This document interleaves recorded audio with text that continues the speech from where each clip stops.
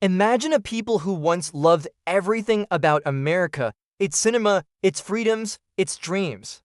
Imagine a country where girls wore Western fashions, jazz played in the cafes, and the streets of Tehran buzzed with optimism. Now imagine that same nation, decades later, chanting death to America. What happened? How did we get from friendship to bitter enmity? This is not just a story about diplomacy.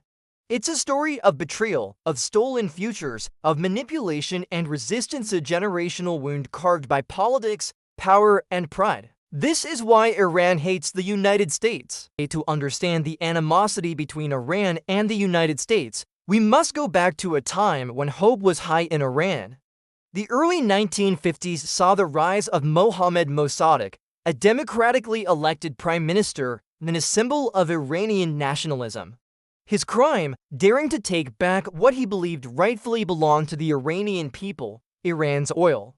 For decades, the Anglo-Iranian Oil Company, now known as BP, reaped enormous profits from Iranian oil, while Iran itself saw only a sliver of the wealth. Mossadegh, a secular and modernist leader, nationalized the oil industry in 1951. The Iranian people rallied behind him.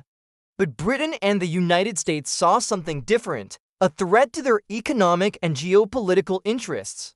So in 1953, the CIA, in conjunction with British intelligence, launched Operation Ajax, a covert mission to overthrow Mossadegh and reinstall the Shah, Mohammad Reza Pahlavi, a monarch far more pliable to Western interests. A budding democracy was crushed beneath the boots of imperial power. Mossadegh was placed under house arrest. Iranians watched as their dreams of sovereignty were drowned in oil and tears. The Shah ruled for the next 26 years. His regime, increasingly repressive and corrupt, was backed by American arms, American dollars, and American advisors. This is where the hatred begins, not out of blind ideology, but out of a deep, painful memory of betrayal. The Shah of Iran, with his well-groomed smile and polished English, became the darling of the West, but beneath the glittering surface, Iran was boiling. His secret police, SAVAK, trained and funded by the CIA and Mossad, tortured and silenced dissenters. Wealth inequality soared, religious and secular opposition grew. The Shah's White Revolution tried to modernize Iran, but the reforms came without freedom. It was progress at the barrel of a gun. And all the while, America stood behind him, hailing Iran as a pillar of stability in the Middle East. To Iranians suffering under his rule, the US was no longer the land of liberty, it was the hand that held them down. In 1979, that pressure exploded. The Iranian Revolution was not just a rebellion against the Shah, it was a rebellion against everything he represented, including his Western backers. The revolution, led by Ayatollah Ruhollah Khomeini, was Islamic in nature but fueled by years of nationalist rage, Marxist ideals, and a thirst for dignity. In February 1979, the Shah fled. Days later, Khomeini returned to a hero's welcome. Iran became an Islamic republic, and the once close ties with the US disintegrated overnight. Then, the defining moment, November 4, 1979, a group of Iranian students stormed the US embassy in Tehran, taking 52 American hostages for 440 days. To them, it was not terrorism, it was justice. It was payback for 1953. They held up photos of Mossadegh and shouted slogans of freedom. In America, it was a national humiliation. In Iran, it was a celebration of reclaimed dignity. This was the birth of modern enmity, a festering wound that never quite healed. But there's another axis to this bitter triangle, Israel. Before the revolution, Iran and Israel were quiet allies, bound by common enemies and mutual interests. But the rise of the Islamic Republic changed everything. Iran, now the standard-bearer of pan-Islamic resistance, declared Israel an illegitimate, colonial state. The United States' unwavering support for Israel, military aid, diplomatic backing, and vetoes at the UN only intensified Iranian hostility. To Iran, Israel was not just a state, it was a symbol of Western imperialism, occupying Muslim land with American blessings. And so, Iran began to support anti-Israel militant groups like Hezbollah in Lebanon and Hamas in Gaza. It was a proxy war that bled across decades. The US saw Iran as a destabilizing force, a sponsor of terror. Iran saw itself as the last line of resistance against an empire of injustice. Fast forward to the 2000s, after 9/11, America was on a warpath. And in 2002, President George W. Bush delivered the infamous words that pushed Iran deeper into the shadows. Iran, Iraq, and North Korea constitute an axis of evil. The label burned like acid. Iran had condemned 9/11. It had even helped the US oust the Taliban. But none of that mattered. The message was clear. Iran was a target.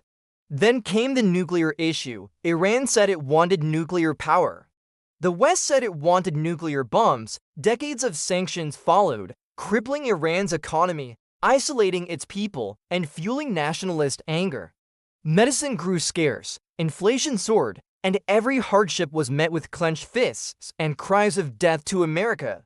Was it propaganda? Yes, but it was also pain. Today, Iran is led by Supreme Leader Ayatollah Ali Khamenei, a hardliner who has spent decades shaping a regime defined by anti-Americanism.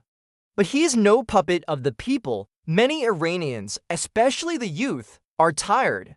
Tired of theocracy, tired of being poor, tired of the slogans.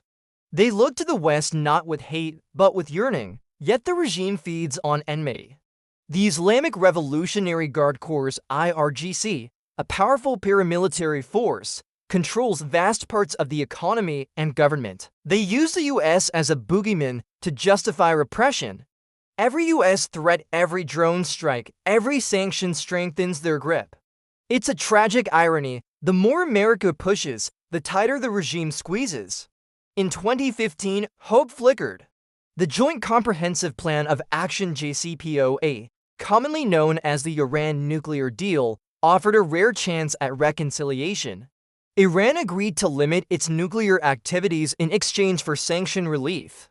The streets of Tehran erupted in celebration. Ordinary Iranians saw a future again. The deal wasn't perfect, but it was a start. Then in 2018, President Donald Trump pulled the US out of the deal. He reimposed sanctions. Iran returned to enrichment. Tension soared, diplomacy died. To Iranians, this was more betrayal. Another promise broken, another wound reopened. Today, relations remain icy cold. The killing of General Qasem Soleimani by a US drone in 2020 brought the two nations closer to war than ever before. Iran responded with missile attacks. The world held its breath. Iran shot down a Ukrainian passenger plane, mistaking it for a threat. 176 innocent lives lost, most of them Iranian. The regime's lies sparked mass protests. The people of Iran are not a monolith. Many despise their leaders. But they also feel betrayed by the world, isolated, punished, forgotten. A new generation rises bold, educated, defiant. Women burn their hijabs, students chant in the streets. They don't want to die in another war. They want life. They want dignity. And they wonder, does America care? So why does Iran hate the USA? Because a democracy was stolen, because a dictator was propped up. Because sanctions punish the people more than the rulers. Because diplomacy is fleeting and war is easy. Because pride was wounded and never allowed to heal, but hatred is not eternal. Behind the chants, behind the regime, there is a people full of poetry, warmth, and complexity. And behind the American policies, there are citizens who dream of peace. This is a story of pain, but also of possibility. Two nations locked in a cycle of suspicion, still capable of breaking free. It begins not with weapons, not with threats, but with understanding. With truth, with empathy. Thank you for watching. If this story moved you, don't forget to like, comment, and subscribe. And hey, if we ever fix this centuries-old feud, maybe we'll finally get to see an Iranian remake of Stranger Things. Hey, one can dream.